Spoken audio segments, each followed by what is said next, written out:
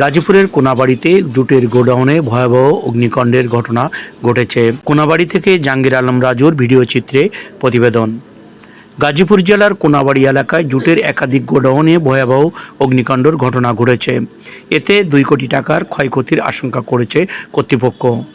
গতকাল বিকালে আনুমানিক 4:30টার দিকে কোনাবাড়ি দেউলিয়াবাড়ি এলাকায় আরিফ মুন্সির মালিকানাধীন একটি জুট গোডাউনে অগ্নিকাণ্ডের সূত্রপাত হয় বলে প্রাথমিকভাবে ধারণা করা গেছে। আগুন দ্রুত ছড়িয়ে পড়লে আশপাশ এলাকায় অন্তত 10টি জুট গোডাউনে আগুনের কবলে পড়ে। গোডাউনগুলোতে বিপুল পরিমাণ গার্মেন্টস শিল্পের বড় ও ছোট কাপড়ের জুট পণ্য মজুদ থাকার মুহূর্তে আগুন ভয়াবহ রূপ ধারণ করে। এ বিষয়ে এক প্রত্যক্ষদর্শী বলেন, আগুনের লেলিয়ান শিখা মুহূর্তের মধ্যে ছড়িয়ে পড়ে এবং সব ভস্ম হতে থাকে। বিষয়টি দেখে এলাকায় আতঙ্ক বিরাজ করছে। এখানে আগুনটা কখন লাগছে? বিকাল 4:30টায়।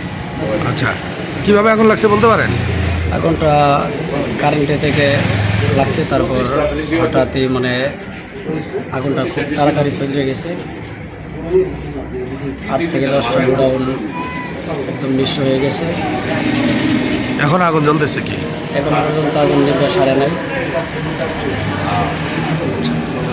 এখানে কিরকম ধরনের কত টাকার মতো ক্ষয়ক্ষতি হতে পারে?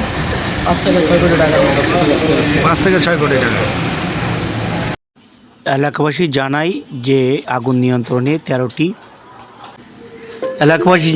আগুন নিয়ন্ত্রণে ফায়ার সার্ভিসের 13টি ইউনিট কাজ করছে এবং তারা অত্যন্ত দক্ষতার সাথে সেটাকে নিয়ন্ত্রণ করে, তবে তার মধ্যে সব পুড়ে শেষ হয়ে যায়।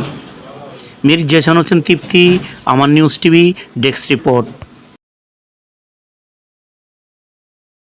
গাজীপুরে বেগম খালেদা জিয়ার রুহের মাগফিরাত কামনায় দোয়া মাহফিল অনুষ্ঠিত হয়েছে।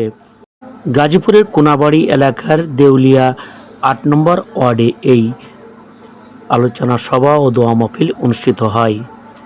অনুষ্ঠানে নেতৃবৃন্দরা বলেন, প্রধানমন্ত্রী বেগম খালেদা জিয়া যে ধরনের অত্যাচার সহ্য করেছেন সেটা কোনো রকম মেনে নেওয়ার মতো না।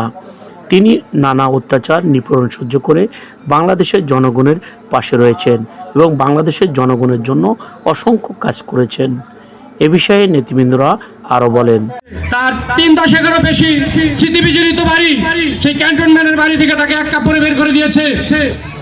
শত অন্যায়ের বিরুদ্ধে তিনি আপোষহীন নেত্রী ছিলেন, যার কারণে বাংলাদেশের মানুষ দেশনেত্রী বেগম একইভাবে বারবার পর্যায়ক্রমে যখন আমাদের জাতির উপরে অন্যায় অবিচার জুলুমবাজের থাবা পড়েছে, তখনই শহীদ প্রেসিডেন্ট জিয়াউর রহমান, দেশনেত্রী বেগম খালেদা জিয়া আমাদের রক্ষা করেছেন।